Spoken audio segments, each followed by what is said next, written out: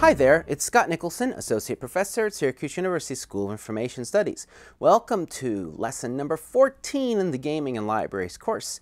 I'm going to be talking about narrative games today. Now, over most of this week, what I've been doing is talking about different categories of library game experiences. And so the idea is that you start with your library goals, you pick one of these experiences, and then use these to select the games. So today what I'm focusing on are games that really focus on your interaction between you and the game world and the other players, and that interaction with them in the game world, and games that facilitate the exploration of telling a story through the playing of the game. Now, these narrative games tie in very well to library reading programs because many of the subjects of games are deeper topics. Some of them are actually on the topics of books themselves or related topics. And people who get engaged in these narrative games also tend to be people who engage in other forms of narration and like to read and watch movies and things like this. So these narrative games can be good tie-ins with other library programs. Now first I'll talk about the most obvious connection to narrative games, and that's role-playing games. And the big granddaddy in the world is Dungeons & Dragons. Now Dungeons & Dragons, or D&D, has gone through a number of different iterations. They're currently on their 4th edition.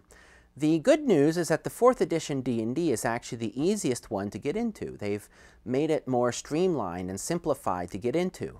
They now use cards for your abilities, and you can make it very easy to play a game of Dungeons & Dragons and to work with new players. And as I've mentioned before, Wizards of the Coast supports libraries very well in starting Dungeons & Dragons program through their Wizards Play program. Now what's going to go on in these games is you're going to have someone telling a story and people interact to how they're going to deal with the story. These types of games tend to take a long time to play, and that's their disadvantages. In general, they're more complicated than other games, and they take some commitment, but they can really build up people who like to come to the library time and time again. There are other forms of role-playing games out there other than Dungeons & Dragons. One of the interesting things that's happened in the role-playing game world in the last 5 years or so is the independent games have begun to flourish. Because in order to play a role-playing game, all you need are the rules to the role-playing game and some dice and sheets of paper. So once you have the rules, it's actually quite inexpensive to add in more people. And what some independent companies have done is they have made their role-playing games available as PDFs for low-cost downloads on the internet. And so that's one thing to look at. If you go to this website, you'll find a lot of different role-playing games that you can actually download. There are also some independent companies that have made some small ones to print out and use on your own. And many of these independent role-playing games are actually much more storytelling based and much less mechanic based. You're going to find role-playing games fall into two categories. They're either very heavy on the gameplay mechanics, and Dungeons & Dragons 4th edition is designed to be heavy on the gameplay mechanics. It's designed to use a map and to use some sort of representation of the characters and the monsters in that map. There's a lot of abilities that have to do with moving things around the map. So it's really designed as for people that are into board games and things like that can get involved with D&D 4th edition and feel comfortable. But there are other types of role-playing games that are much more about the storytelling. There are even some that don't require dice at all. Some of the independent role-playing games that I'll point you to, one is called Spirit of the Century, and another one is Prime Time Adventures. These are both really heroic storytelling role-playing games. They're not as complex as Dungeons & Dragons. They're much less expensive and fun to get into. Another title I'll point you to is the Shab al-Hiri Roach. Now this game is about this evil roach that has come to take over, and it's starting with a university. And so this is a game that'd be great for an academic library setting because you play the game over several scenes. Each scene is at a typical university type activity. You've got the beginning of the year, you've got the Christmas party, you've got graduation, things like that. Players are playing faculty members trying to get tenure.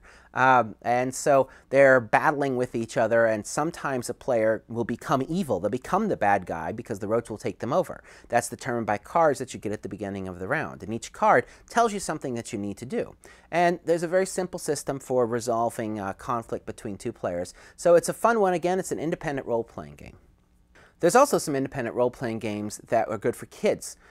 Fairy's Tale is a good one, as is a game called Mouse Guard, where, as you could imagine, the kids are all playing mice, you know, going out to save the day. So role-playing games are way beyond Dungeons & Dragons, and while D&D is a good example, there are lots of other choices as well. Now, there are lots of computer-based role-playing games as well. Now, I'm going to focus, again, in these videos, I'm focusing mainly on multiplayer games because that's what falls into the library game experience. That said, I need to briefly talk about the monster World of Warcraft. Now, World of Warcraft is a massively multiplayer online role-playing game, MMORPG.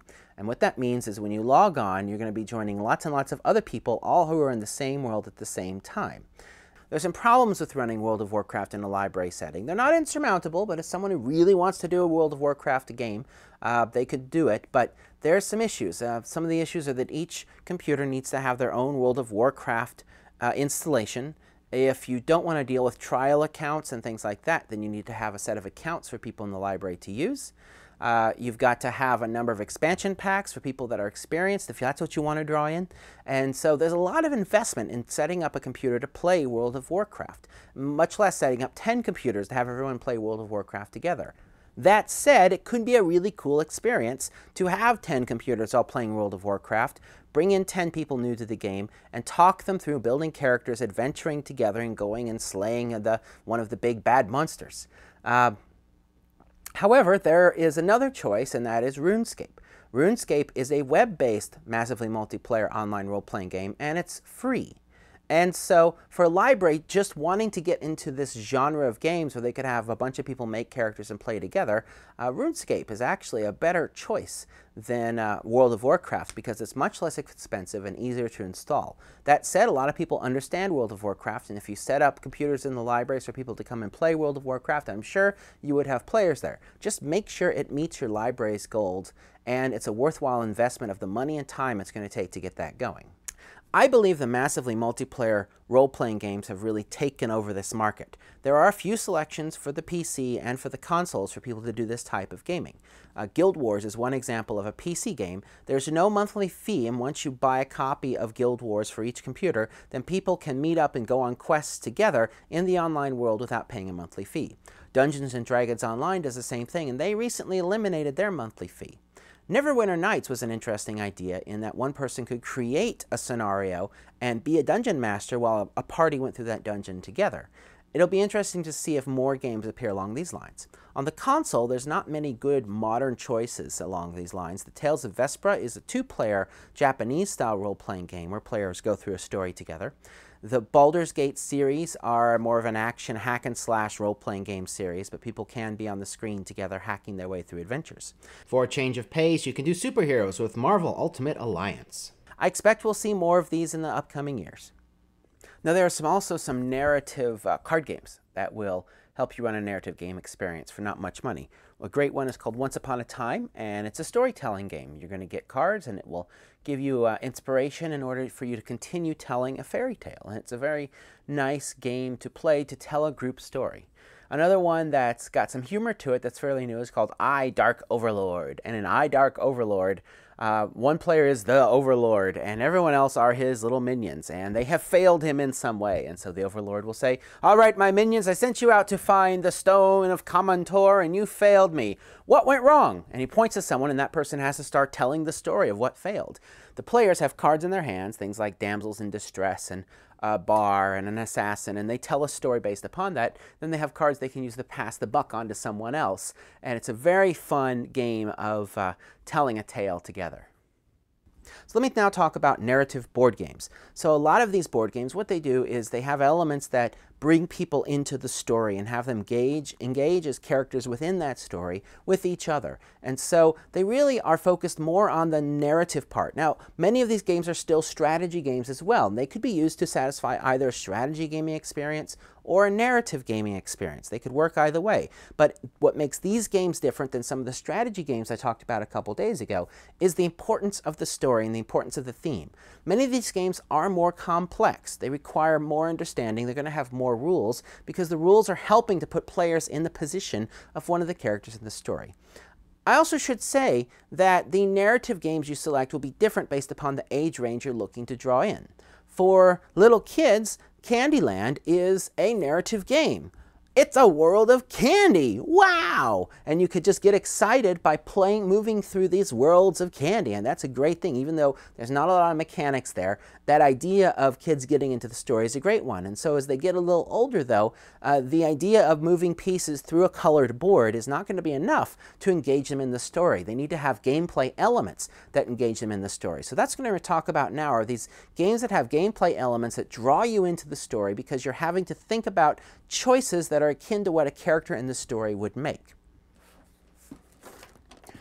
Shadows over Camelot is a game where you're playing Knights of the Round Table, and everyone's working together, except there's most likely a traitor in the bunch. And the traitor is trying to spoil things. And so what you're doing in this game is you're running around, you're trying to get the Holy Grail, you're trying to defeat bad guys, you've got to balance a lot of different things. Now, the mechanics of the game, though, are fairly abstract. You're collecting different types of cards, and you play those cards in different areas around the board to accomplish different quests. But all of the tales from the stories are here, and you're engaging with all of them. And the element of having a bad guy in the mix makes it an interesting game. And there's a lot of tie-in in Shadows over Camelot to the Arthurian legends. Another game tying into literature is Fury of Dracula. In Fury of Dracula, you're playing either one of several explorers or you're playing Dracula. And the explorers are trying to find and kill Dracula, and Dracula's trying to off the explorers one at a time. Another cooperative game where you definitely have a bad guy who's moving around the board secretly, and all the good guys are working together trying to find them.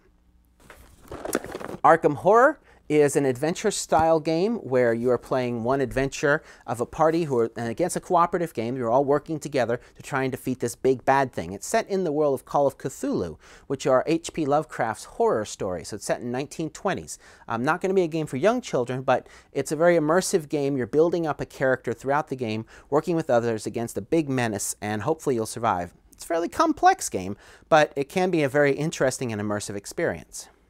One of my recent favorites is Battlestar Galactica, the board game. Now, like the others, this is again another cooperative game. Not all of the games in this genre are cooperative, but some of the best ones are because they get you telling a story together. In Battlestar Galactica, you've got lots of good guys, and you've definitely got some bad guys that are hidden in the bunch. And so you're flying the spaceship, you're fighting off aliens and trying to figure out who the bad guys are in the game. And again, all these games are longer and more complex than what I've talked about earlier, but they're very immersive experiences. Now, there's a number of games that are in the fantasy role-playing game element, where you play a hero going out to save the world. Talisman is probably the best known one. In Talisman, you roll a die, you move around a board, you collect items and artifacts in an attempt to move towards the middle and achieve victory. A fairly recent one that may appeal to some of your gamers out there is the World of Warcraft adventure game. Now, there's two different versions. There's the World of Warcraft adventure game and the World of Warcraft board game, which is a massive thing. You don't want the board game. That game's going to take 5 or 6 hours. It's a really big experience. This one's much shorter. You are going around the board, you're fighting off monsters, you're trying to do quests and things like that. It's not cooperative. You're all working against each other. So you got this. Another similar game in that genre is called Prophecy, and if you want to see a video about Prophecy, I did one here at Board Games with Scott. Now, you have to be careful. Some of the games that look like they're going to be narrative board games, while they may be set in a story, don't really have you doing things that are in line with what a character would do. An example is the Lord of the Rings game. Now, in Lord of the Rings, while the boards are beautiful and you're going through the various areas of the story of Lord of the Rings, what you're really just doing is collecting sets of cards. And as you collect sets of cards, you then play the sets of cards. So it's very gorgeously illustrated, which is putting you in the world, but all you're really doing is moving your pieces along the path based upon cards that you happen to collect. So this is a case where the mechanics of the game are not immersing you in the world. In fact, they're taking you out of the world. But the illustration and the tales behind it are all there. So you have to decide if that sort of experience is what you're looking for. Now, another game that may look like a narrative game, but the mechanics have nothing to do with what's going on, it's Beowulf, the movie board game. And again, you may think, hey, it's a tie-in to Beowulf, I can use it. The problem is the game really has nothing to do with Beowulf. The game is a remake of an older, very abstract-y type game. Now, this is an interesting game. You're playing numbered tiles on squares, and you're trying to build up big totals of numbered tiles. And all the tiles have stills from the movie, but the actual interaction with the game doesn't have anything to do with the story. So this is, and it can be hard to tell if the game actually is narrative narrative in relating to the story, or if it's just got a lot of pictures. And that's been a problem with these board games, as many themed board games really don't have anything to do with the story that's going on. Instead, they're just using that license in order to sell copies of a very different type of game. There are some narrative board games that are really focused on direct conflict, people throwing down, fighting with each other. One of the most epic and involved examples of this type of game is Twilight Imperium 3rd Edition. Now, this is a huge game. It is complex. It'll take 6 to 8 hours to play, but it'll take 6 players to put them through a really nice space opera type story. But it is convoluted. Some people call these games blockbuster games because it's kind of like a big blockbuster movie with lots of action. Another game along these lines is the Game of Thrones. Now, this game is set in the world of the book A Game of Thrones. So this is a game that has a nice literary tie-in. It drops the players in the roles of these backstabbing leaders. Again, it's a more complex game. It's going to take 4 to 6 hours to play. But if you're looking for players who like Risk, but you want to give them a Risk-type game that has a lot more narrative because there's things in the game that immerse them in the story, these are 2 to consider. Just know they're complex. During strategy games, I talked about some of the war games, and there are some war games that are more immersed in a story. One of the best ones is Hammer of the Scots, and this is set in Scotland and dealing with some of the wars going on there, and it's very steeped in the history. Napoleon at Waterloo is a printed play game that's set in that world. Again, a good one to get started with. Hannibal, Rome versus Carthage is another battle game that's got 2 players going at it, again set in that historical period.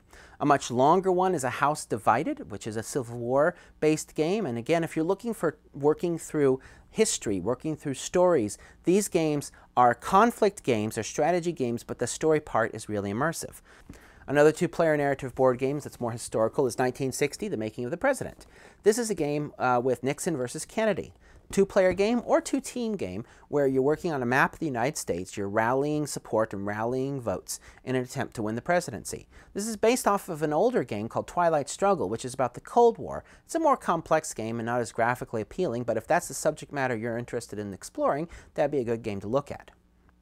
So I've talked about a lot of different types of board games, and you're going to have to decide how immersive you want that story element. Some games may appear to be focused on the narrative, and then you start playing them and you realize that the theme is just pasted on, that it could be any sort of theme. Now, I don't want to leave narrative games without talking about 2 more. The first are interactive literature games. I talked about those earlier, and those are games where you're involved in a large storytelling, and there's a neat one you can buy if you want to try it called Long Live the King. Long Live the King is a game which will play anywhere between 8 and 30 players, and players take on different roles in a kingdom trying to fight to get the attention of the king. It's a good introduction to interactive literature games because it just comes in one small box and gives you everything you need to play. But the final game I'll talk about is a game called Werewolf. Now, Werewolf is a storytelling game. It's a public domain game, but a lot of companies have actually put out versions of it. So you could just go online to a URL like this one and download the rules and play it on your own, or you can buy a box version that's very nicely produced. The idea behind Werewolf is at the start of the game, everyone gets a card that tells them whether they're a werewolf or a villager. One player, who's the storytelling, leads everyone through a series of day and night. And during the night, the werewolves kill someone. They pick someone, that person is eliminated from the game. During the day, the entire village must get together and vote to lynch someone. And what they're trying to do is find the werewolves and lynch them. But if they lynch a villager, well, too bad, and it goes into the next night where another innocent villager is killed. You alternate between playing phases of day and night until there are werewolves equal to the number of villagers, and if that happens, the werewolves win. If the villagers happen to find all the werewolves, then the village wins. There's a lot of variance on it, but it's really all about engaging with this story and engaging with each other through the rules of the story.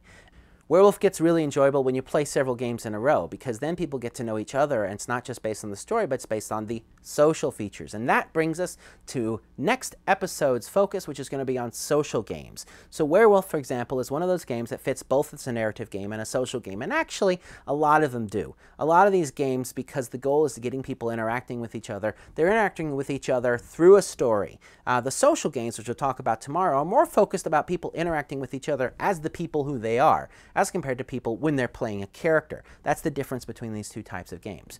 But anyway, I think that's enough for now. If you have other ideas for other narrative game experiences you'd like to talk about, here's the URL with which to do. And with that, I will see you tomorrow and tell you about social games. Bye-bye.